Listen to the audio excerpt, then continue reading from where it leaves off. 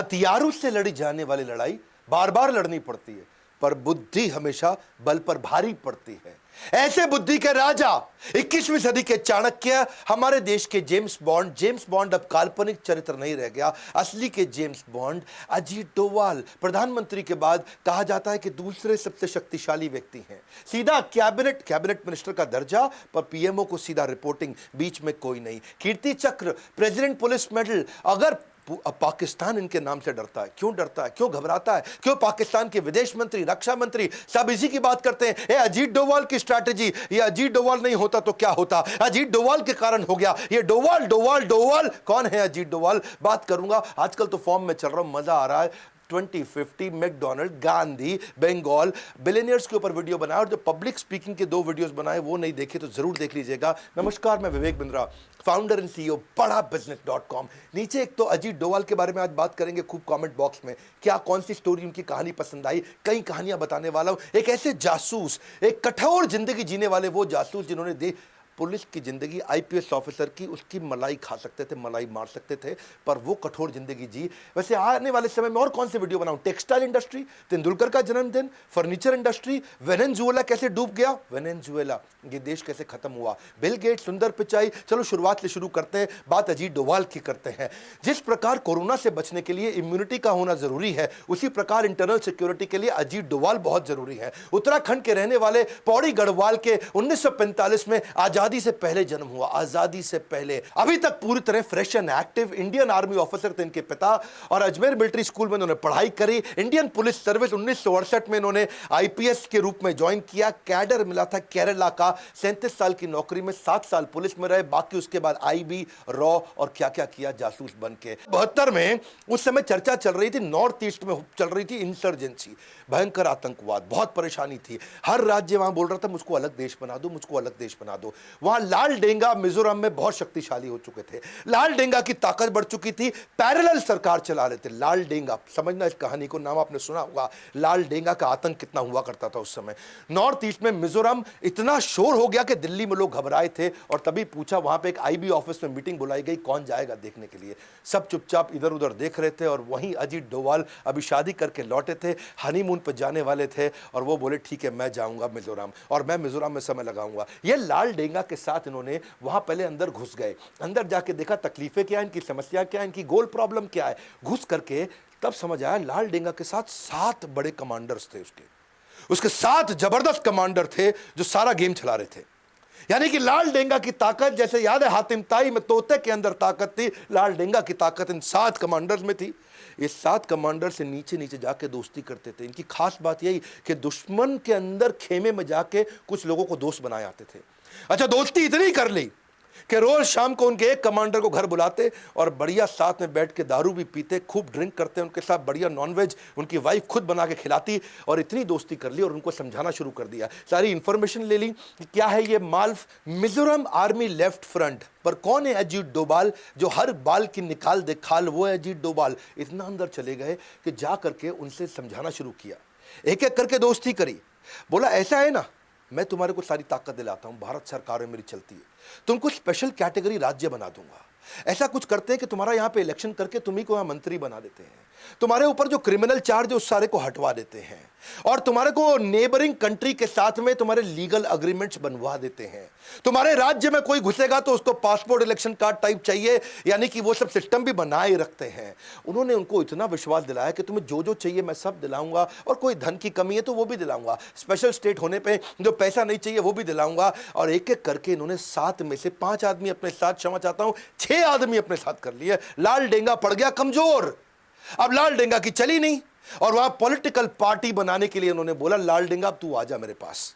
बाद में लाल डेंगा को लेकर के आए, उसको अकेले में समझाया, और देखा कि 6 आदमी उसके अगेंस्ट हो गए, और लाल डेंगा के साथ अब नेगोशिएशन किया।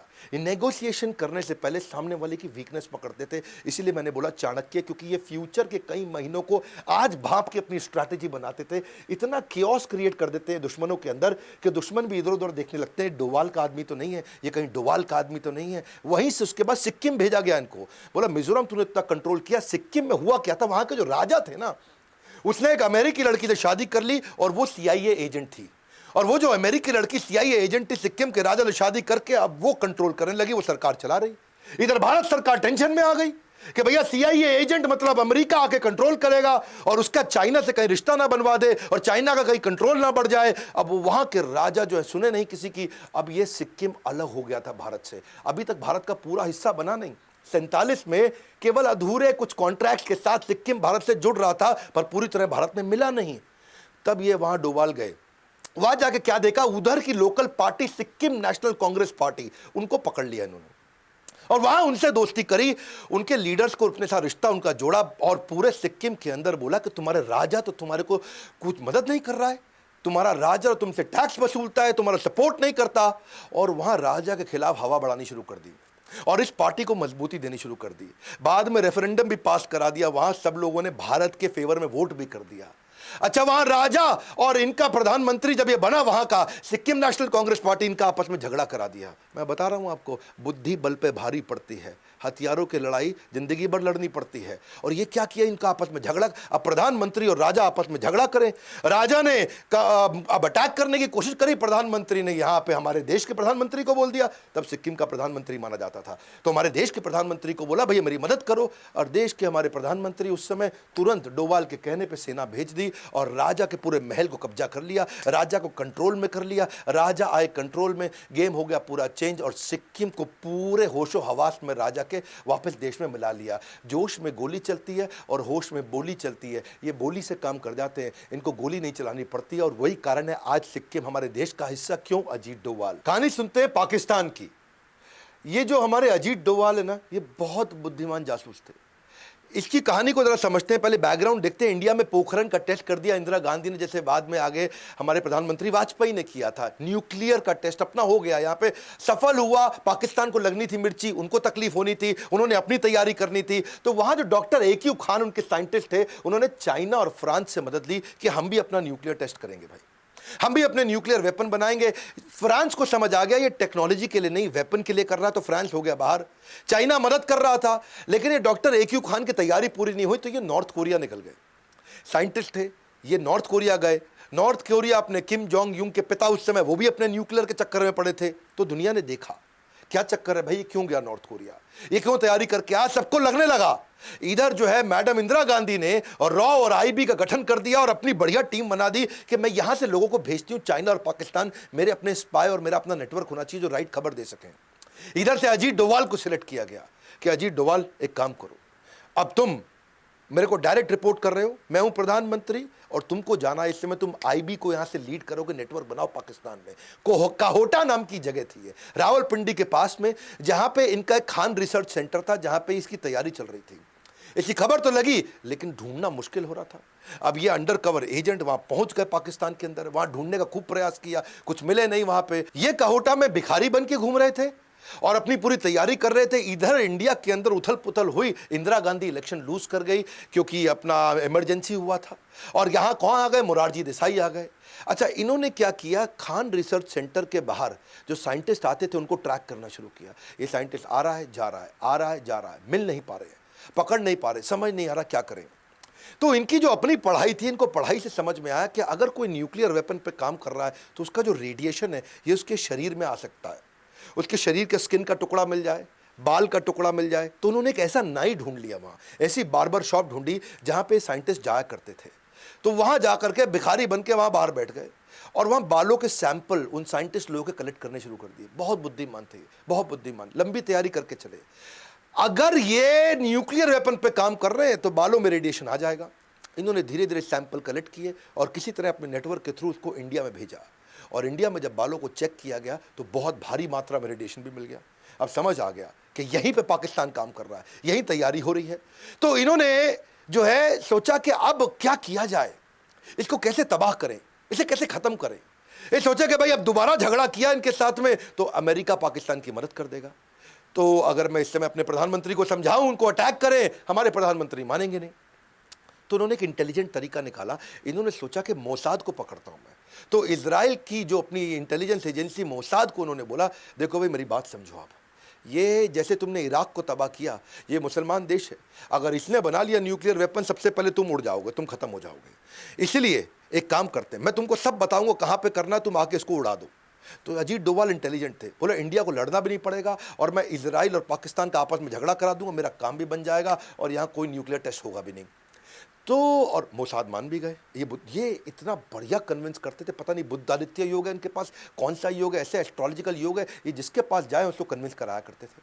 और कन्विंस कर दिया, इजराइल तैयार हो गया। इजराइल ने बोला एक काम करो भैया, हम कहीं इराक के ऊपर से उड़ा करके, ये जो मिडिल ईस्ट कंट्री है यहां से तुम जहाज ला नहीं सकते, पूरी तरफ दूसरी तरफ से घुमा के लाना पड़ेगा, रीफ्यूलिंग के लिए तुम हमारी मदद करो, गुजरात में रीफ्यूलिंग कर लेंगे, अपना बेस दे देना, वहां से जाएंगे, इनको उड़ा देंगे पाकिस्तान में, पूरा खत्म कर देंगे इनका खान रिसर्च सेंटर, कुछ नहीं होगा न्यूक्लियर टेस्ट। तो ये बोले ठीक है। अब ये रिपोर्ट करते रहे पीएमओ को, ये पीएमओ के पास गए, उनसे बात किया, भैया मैंने इतना जुगाड़ कर दिया, आपको नहीं लड़ना पड़ेगा, मैं इजराइल को लड़वा के काम करा दूंगा। पीएमओ ने बोला, अब जो थे ये गांधी विचारधारा के थे, हाँ यहां गड़बड़ हो गया। यहां मोरारजी देसाई ने सोचा कि ये तो इंदिरा गांधी का प्लान था भैया, ऐसा ना हो इंदिरा गांधी की वाह वाह हो जाए। उन्होंने साफ बोल दिया कि भाई वो कर रहा है टेस्ट, उसको करने दो, हम तो गांधी विचारधारा के हैं, हम तो लड़ते नहीं किसी से, वो उनके देश का आंतरिक मामला है, मुझको नहीं लड़ना भैया, हम नहीं वो इजराइल को बुलाएंगे यहाँ पे, हमारी धरती को क्यों खून से रंगा जाए, हमारी धरती को क्यों गंदा किया जाए। उन्होंने साफ मना कर दिया।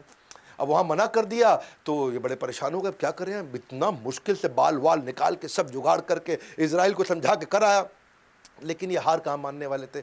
कल की सुरक्षा के लिए सबसे अच्छी तैयारी रहे, विनम्रता से ही सही मगर कोशिश जारी रहे। इन्होंने कोशिश करते रहे। इन्होंने देखा एक साइंटिस्ट को पकड़ लिया, उसका एक्स्ट्रा मैरिटल अफेयर निकाल दिया और वहाँ लड़की को भी पकड़ा, इनको भी पकड़ा और साइंटिस्ट को जाके बोला इधर आ, मैं तेरी सारी खबर लीक कर दूंगा और तुझको बर्बाद कर दूंगा, मैं मेरी बात सुन, मैं इसको ब्लूप्रिंट दे दे अंदर का, बस इतना कर दे। वो साइंटिस्ट घबरा गया, वो बोला ठीक है पूरा ब्लूप्रिंट सब कुछ दे दूंगा पर $10,000 दे दे मुझे, ताकि मैं यहाँ से बाहर निकल जाऊँ, मेरी ज़िंदगी भी तो सेट कर लो ना, मैं यहाँ से निकल जाता तो पूरा ब्लूप्रिंट दे दूंगा, तो इंडिया को दे दियो। इसने कहा ठीक है, $10,000 तो कुछ नहीं है। इन्होंने अपना फिर फ़ोन लगाया वहाँ पीएमओ को, हाँ जी $10,000 दे दो, काम हो गया हमारा, कैश में जाएगा पैसा, हाँ तो वैसा ही जुगाड़ चाहिए इनको। तो वहाँ पर मोरारजी देसाई ने फिर मना कर दिया। मोरारजी देसाई बोले ऐसे थोड़ी होता है, हमारे पास तो बजट भी नहीं है जी, हमारे पास पैसा भी नहीं है, और हम क्यों ये सब काम करें, जो पाकिस्तान को करना है वो अपनी धरती पे कर रहा है, हम अपनी धरती पे कर रहे हैं, वो उनका आंतरिक मामला है। मोरारजी देसाई ने फिर से मना कर दिया। अब यहाँ पर परेशान हो गए। अच्छा इधर हमारे रॉ के चीफ अरिन का वो परेशान हो गए, वो बोले मोरारजी देसाई जी ये क्या तरीका हुआ, हम लोगों ने अपने स्पाई नेटवर्क को जान खतरे में डाल के इंफॉर्मेशन ला रहे हैं, सोचो सर आपको ब्लूप्रिंट मिल गया तो आप क्या क्या कर सकते हो, आपको सब पता चल जाएगा उनके बारे में। इन्होंने मना किया, उसने रिजाइन कर दिया। अच्छा अरिन खान ने यहाँ रिजाइन किया, लेकिन वो वहाँ हार नहीं माने। अजीत डोभाल फिर भी वहाँ लगे रहे। अजीत डोभाल ने वहाँ और तैयारियां करी कि मैं कैसे मैं इसको नेस्ते नाबूद करूं, कैसे इसको ख़त्म करूं कैसे। पर इतने में क्या हुआ, इनके जो यहाँ पे नए राष्ट्रपति यानी कि अभी आर्मी के थे, वो आकर के पूरे डिक्टेटर जिया उल हक, उन्होंने कंट्री को, पाकिस्तान को अपने कंट्रोल में ले लिया। लेकिन वो चाहते थे आजू बाजू के देशों से रिश्ता ठीक बना रहे, थोड़े धार्मिक थे, सबसे प्रेम से बात किया करते थे, कभी श्रीलंका के प्राइम मिनिस्टर को फ़ोन करें, कभी बांग्लादेश में करें, कभी फ़ोन करें नेपाल में, तो इंडिया में फ़ोन लगाए कभी कभी।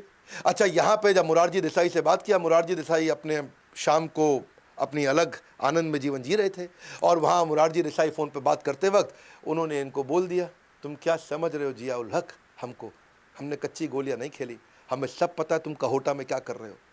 और वहाँ जिया उल हक परेशान, वो कहा ये क्या हो गया, इसको कैसे पता, तुम क्या न्यूक्लियर वेपन बना रहे हो, तुम्हारे कितने साइंटिस्ट हैं, वहाँ क्या क्या तैयारी करी, तुम्हारे खान रिसर्च सेंटर में क्या हो रहा है। हम कच्ची गोलियाँ नहीं खेलें जिया उल हक, हमारा भी नेटवर्क है तुम्हारे यहाँ पे, हाँ जरा कंट्रोल में रहो जिया उल हक।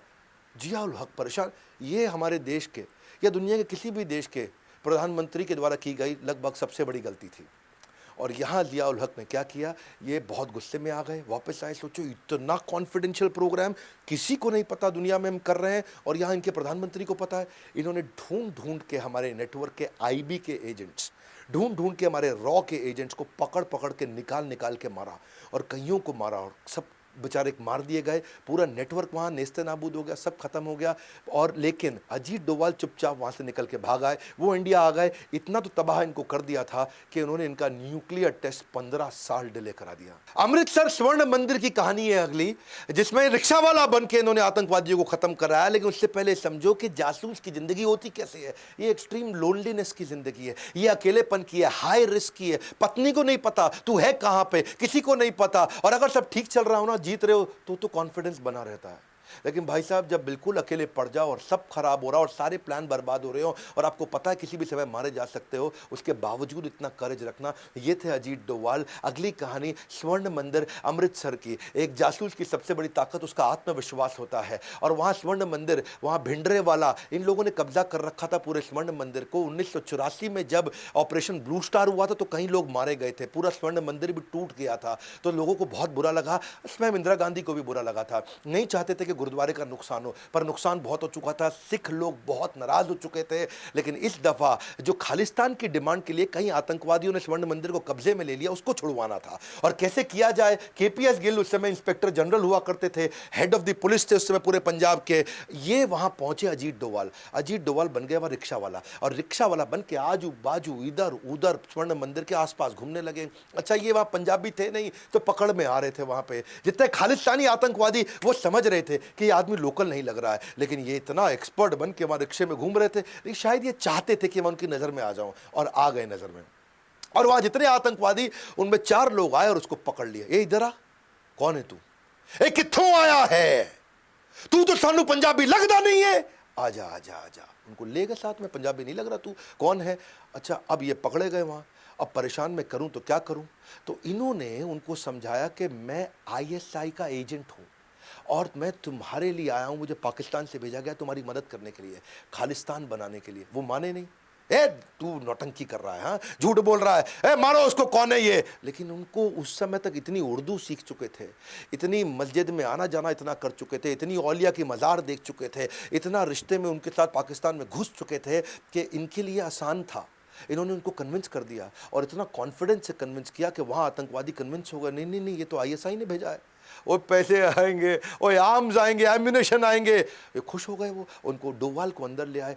मैंने बताया ना, डोभाल की लोगों को कन्विंस करने की, साइकोलॉजी के साथ खेलने की क्षमता बहुत बड़ी। और अंदर जा करके कितने स्नाइपर कहाँ हैं, कितने गन मजबूत हैं इनके पास में, कौन सी खिड़की से अटैक करेंगे, ट्रिग्नोमेट्री से कौन सा एंगल लेंगे, कहाँ कहाँ इनकी गोली चलेगी, कहाँ चूकेगी, वो सारा अंदर ब्लूप्रिंट अपने दिमाग में छाप लिया। 3 दिन उनके साथ रहे, 3 दिन अंदर पूरा घूम करके देख देख के एक एक आदमी को, अच्छा कितना असला, कितना बारूद, कितनी देर तक लड़ पाएंगे, लगातार गोली चलाएंगे, कितना देर तक लड़ेंगे, लेके इंफॉर्मेशन बाहर आ गए। और बाहर आकर के हमारे वहां जितने भी सारे कमांडोज थे, और उस कमांडो ऑपरेशन में उनको ट्रेन किया, उनको समझाया और उनको एक एक का डायरेक्शन दिया। गए अंदर, सारे के सारे आतंकवादियों को खत्म किया। एक भी आदमी सेना का हमारा मारा नहीं गया, एक भी कैजुअलिटी नहीं हुई, कोई नहीं मरा। कंट्रोल करके पूरा ऑपरेशन जीत करके लेके आए। ये थे अजीत डोभाल, कभी बनते भिखारी, कभी बनते रिक्शा वाला। शुरुआत केरला में कंट्रोल किया, बाद में नॉर्थ ईस्ट कंट्रोल किया, पंजाब को कंट्रोल किया, पाकिस्तान से कंट्रोल लेकर के आए न्यूक्लियर वेपन को। अब बारी थी कश्मीर की। इलेक्शन वहां हो नहीं पा रहे थे, इंडिया बड़ा परेशान था, वहां मिलिटेंसी बढ़ती चली जा रही थी, तकलीफें बढ़ रही थी। कूका पारे नाम का वहां एक आतंकवादी हुआ करता था, जो पहले फोक सिंगर था, लोग उसको बड़ा फॉलो करते थे, और वो पाकिस्तान से फंडेड था। उनको आर्म्स, एम्यूनेशन, असला, बारूद, पैसा सब पाकिस्तान देता था कि इंडिया में डिसरप्शन क्रिएट कर दे। अच्छा, अब ये पहुंच गए। ये जब जाते थे किसी को पता नहीं चलता कि वहां पहुंच गए। ये पहुंच के वहां जाके कूका पारे को मिले और उसको मिल करके पर्सनली साथ में बैठाया, उससे दोस्ती किया, उसके साथ खाना पीना हुआ, उसके साथ नाश्ता चाय पानी, और रात को भी उसके साथ अलग प्रकार का रिलेशनशिप बनाया कि भाई बैठ के गप मारे आराम से। कूका पारे को कंफर्टेबल कर दिया और समझा दिया कि तुझे कुछ नहीं दे रहा है पाकिस्तान, मैं तुझे सारा सपोर्ट करूंगा। नेगोशिएशन की स्किल्स बड़ी आउटस्टैंडिंग थी इनकी। मिला लिया, कूका पारे हो गया इनके साथ में, अपने 250 लोगों के साथ में कूका पारे को सपोर्ट किया, और कूका पारे को समझाया कि जो पाकिस्तान तेरी मदद करता था, आज तू उसके अगेंस्ट खड़ा होगा। और वही कूका पारे पाकिस्तानी आतंकवादियों के अगेंस्ट इस लड़ाई में भारत के साथ हो गया। उनको मारना शुरू किया, उनको गोलियां बरसाई, बहुत नुकसान किया इन्होंने पाकिस्तान का। इस तरह से, और आगे चल के इलेक्शन भी हुए, उसी के बाद इलेक्शन हो पाए, और बाद में कूका पारे को उन्होंने वहां पे एक एमएलए की तरह खड़ा भी करा दिया, कूका पारे की पार्टी को भी मजबूत कर दिया। पाकिस्तान आतंकवाद करता है, युद्ध नहीं करता है। युद्ध करना बहुत मुश्किल है, मेरी बात समझना। युद्ध जो है ना, उसमें पूरे देश को लगना पड़ता है। आतंकवाद क्या है? 10 लोग आए अजमल कसाब मुंबई में, 10 लोग आए, बहुत नुकसान करके चले गए। आतंकवाद एक सस्ता ऑल्टरनेट है, युद्ध बहुत महंगा पड़ता है। इसलिए युद्ध लड़ना तो आसान है, वो डिफेंस की मिनिस्ट्री लड़वा देगी। वो हमारे साथ फॉरेन मिनिस्टर, डिफेंस मिनिस्टर सब दिमाग लगा करके वो लड़ लेंगे, लेकिन इंटेलिजेंस के साथ में इंटरनल सिक्योरिटी के चीफ हमारे देश के, वो इस तरह 5-5, 10-10 लोगों के जो आतंकवादी हमले होते हैं उससे कैसे बचाएं, वहां इनका बहुत दिमाग लगता था। ये पाकिस्तान ने जो हमारा IC-814 हाईजैक कराया था, जो नेपाल से दिल्ली आ रहा था, काठमांडू से दिल्ली, ये भी क्या है? ये आतंकवाद है। ये वॉर नहीं है, पाकिस्तान युद्ध नहीं करता था, आतंकवाद करता था। उसको ले जाकर के पहले लाहौर ले गए, उसके बाद उसको ले गए कांधार अफगानिस्तान में लेकर के वहां से अपने कंट्रोल में ले लिया और यहां से फोन कर दिया कि मुझको $200 मिलियन दे दो और हमारे 35 आतंकवादी तुम्हारी जेल में जहां जहां है सबको रिहा कर दो। और यहां अजीत डोवाल को बुला लिया गया, भाई अजीत डोवाल आओ, संभालो यहां मामला। अजीत डोवाल फटाक पहुंच गए वहां कांधार। वहां जाके अजीत डोवाल सोचे कि मैं नेगोशिएट करूं कैसे, क्योंकि यहां सब इनके कंट्रोल में, 170 आदमी हमारे इनके कंट्रोल में, यहां सारी दवाइयां, सारा खाना, सारा राशन पानी, सारा सपोर्ट कांधार के अंदर इनको पूरा मिल रहा है तालिबानियों से। तो अब अजीत डोवाल के पास सामने वाले की कोई वीकनेस थी नहीं, हर बार कोई ना कोई वीकनेस ढूंढ के आ जाते थे।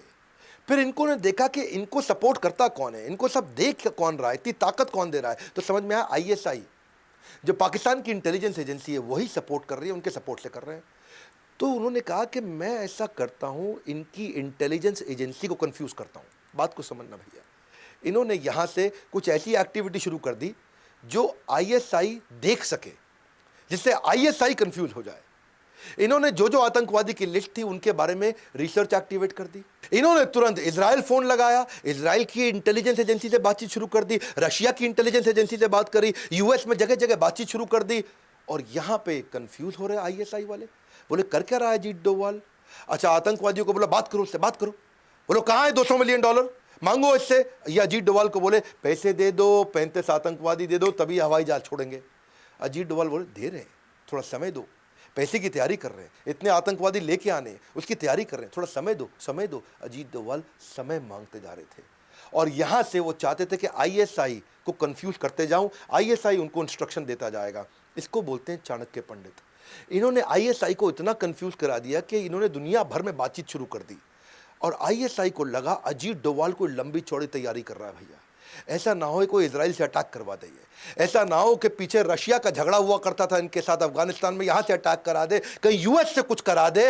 अब ISI उनको बोले जल्दी कर लो, जल्दी, को लंबी तैयारी ना कर बैठे, जल्दी करो, जल्दी लंबी तो वो घबरा गए। और यहां इन्होंने बोला, अजीत डोवाल ने, एक आतंकवादी दे सकता हूं, बताओ। वो बोले नहीं, पूरे 35 से एक दे सकता हूं, बताओ। 35 से एक दे सकता हूं, बताओ। तो वो बोले 170 लोग मार देंगे, एक दे सकता हूं, बताओ। तो उन्होंने कहा ठीक है, पहले मौलाना मसूद अजहर दे दो। फिर हमारे को उन्होंने 2 आतंकवादी और बता दी, ये दे दो। उन्होंने कहा ठीक है, मैं 3 की ट्राई करता हूं, लेकिन देना एक चाहता हूं। और यहां से ISI ने बोला देख, जो है पैसे वैसे छोड़, ये 3 आतंकवादी जल्दी मंगवा दे हमारे को, ये 3 आदमी चाहिए हमारे को। और बस वही हुआ, वो घबरा गए और फटाफट इन्होंने उनकी साइकोलॉजी से खेला, नेगोशिएट किया। 35 की जगह केवल 3 दिए, $200 मिलियन की जगह कुछ नहीं दिया। और सारे के सारे 170 के 170 लोगों को खाली एक का देहांत हुआ था, बाकी सबको हवाई जहाज में लेकर चुपचाप वापस इंडिया आ गए। ये थे अजीत डोवाल। बोला एक से ज़्यादा नहीं देना चाहता था वो, तो यहाँ पे पूरे देश का प्रेशर हुआ पड़ा था। वाजपेयी साहब बोल रहे थे जो मांग रहे हैं दे दो, लेकिन जल्दी अपने लोगों को ले आओ, अपने लोगों को ले आओ। तो ये प्रेशर में चलते, अगर प्रेशर ना होता तो शायद एक से ही बचवा के ले आते। Dawood Ibrahim most wanted India का आतंकवादी खत्म कर दिया होता अजीत डोवाल ने। दाऊद इब्राहिम की ना बेटी की शादी थी, जावेद मियांदाद क्रिकेटर था, उसके बेटे के साथ जुनैद मियांदाद। शादी हो गई पाकिस्तान में।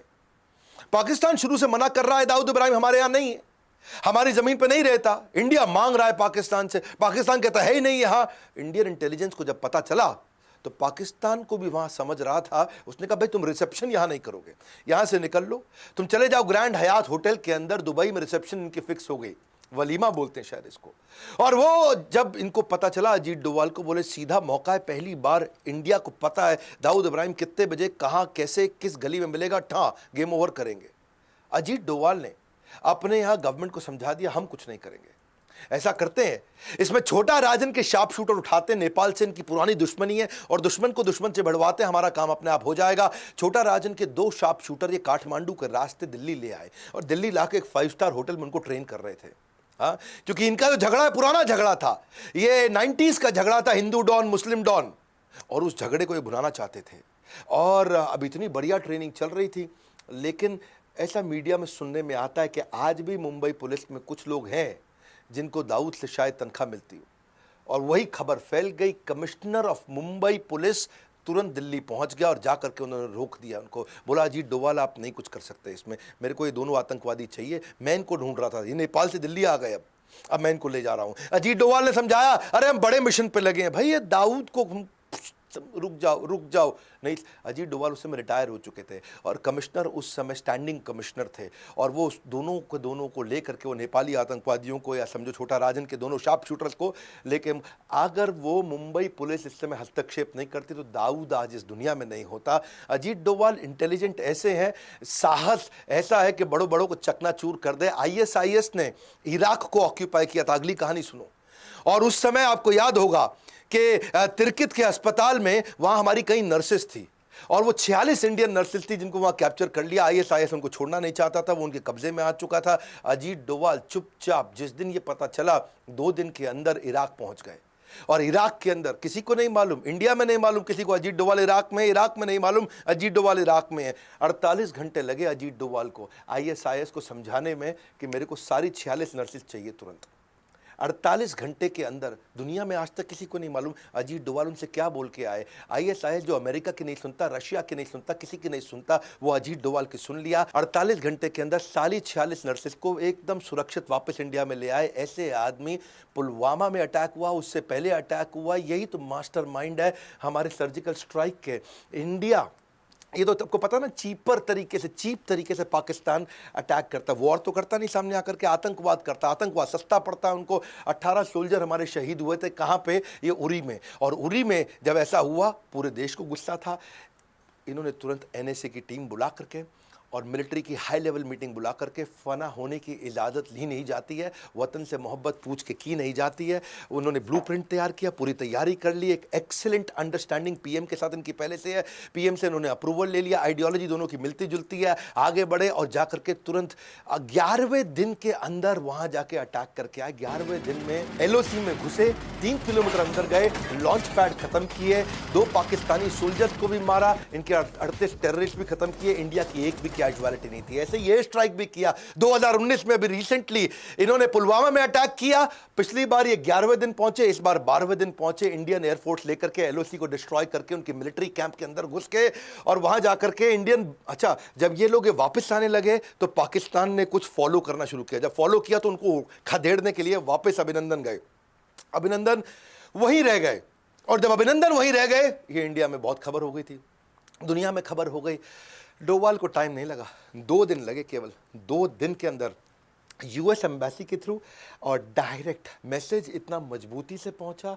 इमरान खान दुनिया को बोले नहीं नहीं, हम तो क्या है विनम्रता के चलते वापस कर रहे हैं। हिंदुस्तान का पायलट हमने पकड़ा हुआ है, हम एज ए पीस जेस्टर हम उसको कल रिहा करने लगे हैं हिंदुस्तान को। पर 48 घंटे के अंदर बड़ा क्लियर मैसेज दे दिया, ज़्यादा इधर उधर किया, बलूचिस्तान तुम्हें दिखेगा नहीं, बहुत स्ट्रांग मैसेज दिया। 48 घंटे में अभिनंदन वापस। मुद्दा बड़ा सिंपल है, मुझे ना तन चाहिए ना धन चाहिए, बस अमन से भरा ये वतन चाहिए, और जब मरूं तो तिरंगा कफन चाहिए। ये तो सारी मलाई दुनिया की मार सकते थे, पर हमेशा इन्होंने वो काम किया जो सबसे ज़्यादा रिस्की था। कभी डरे नहीं, निडर है, किसी थ्रेट से घबराते नहीं, चेहरे पे इनके डर दिखता नहीं है, मेंटल पीस को मैनेज कर पाते हैं। इनके पास में सामने वाले की सारी फ्यूचर टैक्टिक्स क्या है उसको पकड़ सकते हैं, अग्रेशन, गुस्सा और शांति, ये दोनों को साथ में लेकर चलने वाले, साइकोलॉजी से खेलने वाले, देश को अपनी जान पर खेल कर आंतरिक बाहरी सुरक्षा देने वाले अजीत डोवाल को हम कुछ नहीं दे सकते, पर अगर कुछ दे सकते हैं तो उनको भारत रत्न दे सकते हैं।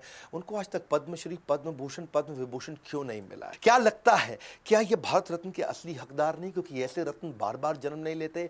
मैं पिछली बार की तरह रतन टाटा कैंपेन में आपने मेरा साथ दिया था, भारत रत्न फॉर रतन टाटा, आज फिर कैंपेन ले रहा हूं मैं। 100 लोगों को मैंने अपने कोर्सेज फ्री दिए थे, लगभग 105 लोगों को। अगर आपकी ट्वीट को इस समय रीट्वीट आते हैं, लाइक्स आते हैं, लोग फॉलो करते हैं, तो मैं आपको अपने कोर्सेज फ्री दूंगा अगर आप मेरे हैशटैग को ज्वाइन कर जाते हो। क्योंकि ये हमारे देश के ऐसे जासूस आज 76 साल की उम्र में अनस्टॉपेबल हैं। हाँ, आज जीते जी उनको भारत रत्न मिलना चाहिए। Bharat Ratna for Ajit Doval, spelling check कर लीजिए, AJITDOVAL, Bharat Ratna for Ajit Doval, hashtag request by doctor Vivek Bindra. बस ये 2 हैशटैग कीजिए और मैं आपको आपको फॉलो कर लूंगा। ट्विटर पे जाइए, इस वीडियो में इस हैशटैग के बारे में सबको रिक्वेस्ट करिए। अजीत डोभाल हमारे ऐसे रत्न बार बार जन्म नहीं लेते हैं, उनके जीते जी उनको भारत रत्न मिलना चाहिए। अगर आप मेरे साथ हैं तो इस 2 हैशटैग के साथ में इस कैंपेन को ताकत दीजिए। Bharat Ratna for Ajit Doval, request by doctor Vivek Bindra. ये 2 hashtag request by doctor Vivek Bindra से मैं आपको कैप्चर कर दूंगा। और अगर आपके ट्वीट को लोगों ने रीट्वीट किया, उसको लाइक किया, उसको फॉलो किया, उसको शेयर किया और 100 से ज्यादा का एंगेजमेंट आया, मैं आपको सिलेक्ट करूंगा और मैं आपको एवरीथिंग अबाउट एंटरप्रेन्योरशिप कोर्स, इतना तो मैं कर सकता हूं, मैं कोई कोर्स बेच नहीं रहा, आपको free of cost 100% discount, 100% free of cost, कोई कैशबैक, कोई लेफ्ट राइट नहीं, ये मेरा आपको गिफ्ट होगा। क्या आप और मैं इतना कर सकते हैं अपने देश के अजीत डोभाल जी, जिन्होंने, इससे क्या इंस्पिरेशन होगा, देश का कैरेक्टर बिल्ड होगा, जो देश के लिए काम कर रहा है। बाकी के लोग जो आज बड़े बड़े आईएएस आईपीएस ऑफिसर्स हैं, उनके लिए भी इंस्पिरेशन होगा। अगर देश के लिए कुछ करोगे तो देश आपको रेसिप्रोकेट करता है। इस वीडियो को शेयर कर दो, अजीत डोभाल जी के इस वीडियो को शेयर करो। एक एक कहानी मैं आपको डिटेल में बताना चाहता था और बताऊंगा अगली दफा। लाइक करके उत्साह बढ़ाइए फ्री वीडियोस पे। कमेंट बॉक्स में बताइए अजीत डोभाल जी की कौन सी स्टोरी आपको इंस्पिरेशनल लगी, नीचे आ जाइए कमेंट बॉक्स में और हैशटैग कैंपेन को पॉपुलराइज करते हैं। हमारे साथ जुड़े रहने के लिए, अजीत डोभाल जी को भारत रत्न दिलाने के लिए आप सबका हृदय की गहराइयों से प्रेम पूर्वक बहुत बहुत धन्यवाद।